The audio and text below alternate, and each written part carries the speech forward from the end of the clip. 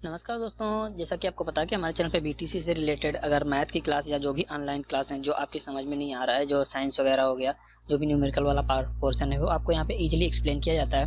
तो जो लोग पुराने हैं उन लोगों को पता होगा कि जो फर्स्ट सेमेस्टर, सेकंड सेमेस्टर और थर्ड सेमेस्टर के मैथ के टॉपिक जो हैं वो ऑलरेडी कुछ लोग कवर कर चुके हैं और मैथ भी उनको पूरी समझाई जा रही है। तो अगर आपने अभी वीडियो नहीं देखे हुए हैं और अगर आप थर्ड सेमेस्टर से हैं या फिर से उसके पिछले किसी सेमेस्टर से हैं तो आप प्ले लिस्ट में जाके वीडियो सर्च कर सकते हैं। आज का जो टॉपिक है वो बीटीसी का मैथ का है और ये फोर्थ सेमेस्टर वालों के लिए है। तो बीटीसी अब नॉर्मली आपको पता ही है कि डीएलएड के नाम से जाना जाता है और इसमें हमको मैथ पढ़ना है और मैथ का कौन सा सेमेस्टर है, फोर्थ सेमेस्टर है। तो ये आप यहाँ से देख सकते हैं और इसके बारे में अगर आपको डिटेल में जानना है तो मैं आपको बता देता हूँ कि ये किस सेमेस्टर वालों के लिए है। तो ये आपको पता चल गया है और ये सिलेबस जो मुझे प्रोवाइड करवाया गया है ये किसके द्वारा प्रोवाइड करवाया गया है, ये राज्य शैक्षिक अनुसंधान प्रशिक्षण परिषद उत्तर प्रदेश द्वारा लखनऊ द्वारा प्रोवाइड किया गया है, जिसका जो मेन बोर्ड है राज्य शिक्षा विभाग शिक्षा संस्थान उत्तर प्रदेश इलाहाबाद में है। तो यहाँ मेनली हम इस पे सिलेबस जान लेते हैं कि हमको क्या पढ़ना है और कैसे करना है। अगर आपके पास सिलेबस नहीं है तो आप नेट पे सर्च करके डाउनलोड कर सकते हैं या हमारे इस वीडियो से देख सकते हैं। चलिए आगे देख लेते हैं दूसरा जो भी पोर्शन है कि सिलेबस में हमें क्या क्या दिया गया है और क्या क्या पढ़ना है। तो इस सिलेबस को जो हमें पढ़ना है उसको हम देख लेते हैं।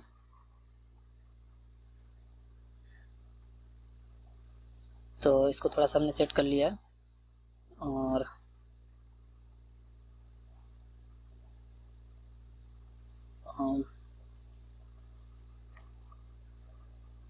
तो ये हो गया विषय सूची और इसमें हमको क्या क्या पढ़ना है वो मैं आपको बता दे रहा हूँ। तो हाईलाइटर से आप देख लीजिए यूनिट 1 में क्या क्या है। यूनिट 1 में आपको पढ़ना है करड़ी, करड़ीगत राशि, करड़ी चिन्ह तथा करड़ी का घातांक पढ़ना है। अगर यूनिट 2 की बात करें तो यूनिट 2 में आपको पढ़ना है वर्ग, वर्गमूल, घन, घनमूल की अवधारणा। इसी तरह यूनिट 3 में आपको पढ़ना है किसी संख्या का वर्गमूल, दशमलव संख्या तक वर्गमूल ज्ञात करना। यूनिट 4 में आपको पढ़ना है पूर्ण घन संख्याओं तथा पूर्ण घन दशमलव संख्याओं का वर्गमूल।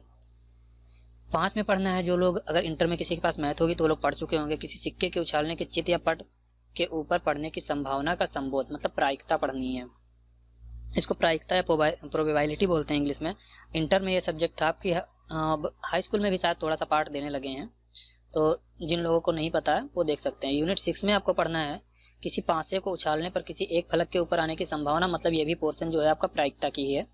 और यूनिट 7 में भी 2 या 3 सिक्कों के एक साथ फेंकने का प्रयोग, ये भी पोर्शन प्रायिकता का ही हो गया। यूनिट 8 में पढ़ना है 2 पासों को एक साथ फेंकने का प्रयोग। यूनिट 9 में पढ़ना है संभावनाओं का दैनिक जीवन से संबंध। तो अगर देखा जाए यहाँ से तो आपको मैं बता दूं कि ये यूनिट 5 से लेके और यूनिट 9 तक, ठीक है, यूनिट 9 तक, यूनिट 10 नहीं है। तो ये प्रायिकता है। जिन लोगों ने प्रोबेबिलिटी पढ़ चुके हैं, मतलब जो लोग प्रोबेबिलिटी पढ़ चुके हैं उन लोगों को पता होगा कि ये क्या है। तो ये प्रायिकता है, इसको नॉर्मली प्रोबेबिलिटी बोलते हैं, PRO और BABALITY,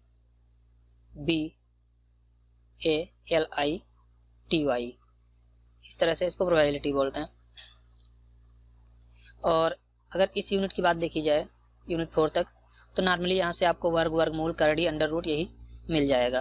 तो एक तरह से देखिए 10 यूनिट तक हमारे 2 ही चैप्टर अगर आप सही से पढ़ रहे हैं और अच्छी तरह समझ ले रहे हैं तो 2 चैप्टर अगर आप सही से पढ़ लें तो इसको अलग अलग बांटा गया है, यूनिट का नाम दे दिया गया है, लेकिन आप सही से समझ सकते हैं।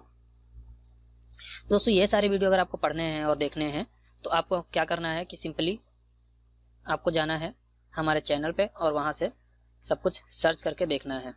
तो अगर इसको हम आगे और बढ़ा लेते हैं तो मैं आपको बता दूं कि देखिए इसमें और कौन कौन से चैप्टर हैं वो मैं आपको दिखा देता हूं।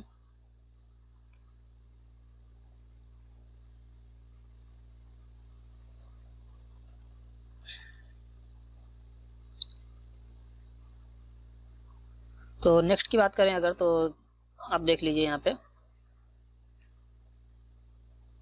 और इसमें यूनिट 10 में अगर बात करें इसकी यूनिट 10 की, तो यूनिट 10 में क्या क्या है, अवर्गीकृत आंकड़े हैं।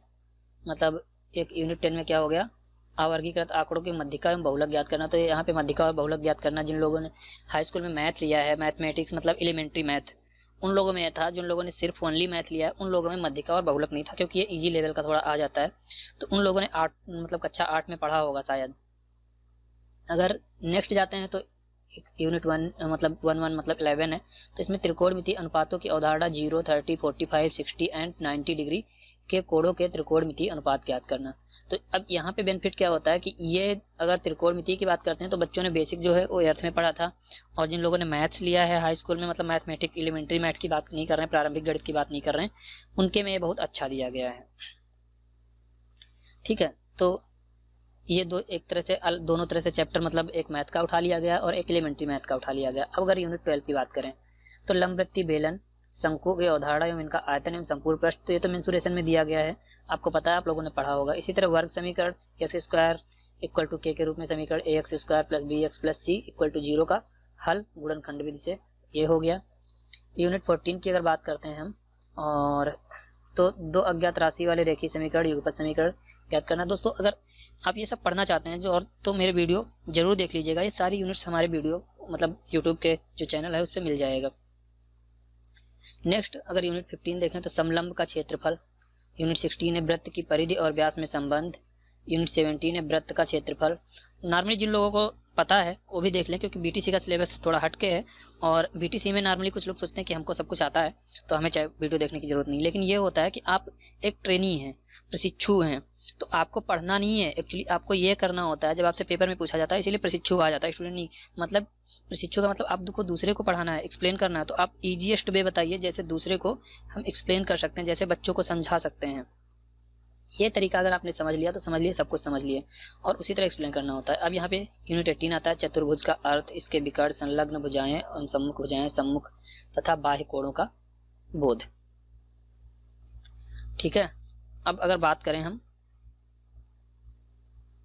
अगर नेक्स्ट यूनिट की, तो नेक्स्ट यूनिट देख लेते हैं। तो यहाँ पे नेक्स्ट यूनिट की बात कर लेते हैं, तो इसको थोड़ा सा अप कर लेते हैं और यहाँ छोड़ देते हैं। तो देख लीजिए यूनिट नेक्स्ट में क्या है। नेक्स्ट में है आपका चतुर्भुज के प्रकार, समलंब, समांतर चतुर्भुज, समचतुर्भुज, आयत, वर्ग, इनके प्रगुणों का प्रायोगिक सत्यापन, और 20 यूनिट में चक्रीय चतुर्भुज, चक्रीय बिंदु की अवधारणा। तो ये सब जो थे वो आपका सिलेबस था मैथ का, और ऐसे पढ़ना था, और इन सारे यूनिट्स के अलग अलग वीडियो, एक वीडियो जो है वो उसमें एक यूनिट पूरी कवर की गई है, और उसके क्वेश्चन भी लास्ट में मैंने सॉल्व करवाए हैं अच्छी तरह से।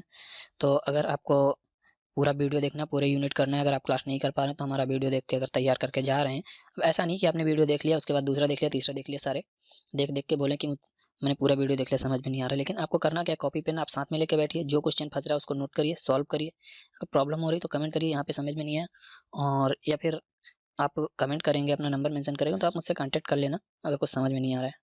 ठीक है, तो आज के लिए तो ये था इतना। अगर वीडियो अच्छा लगा तो सब्सक्राइब कीजिएगा और पूरे वीडियो जरूर देखिएगा। तो चलिए इसको स्टॉप करते हैं।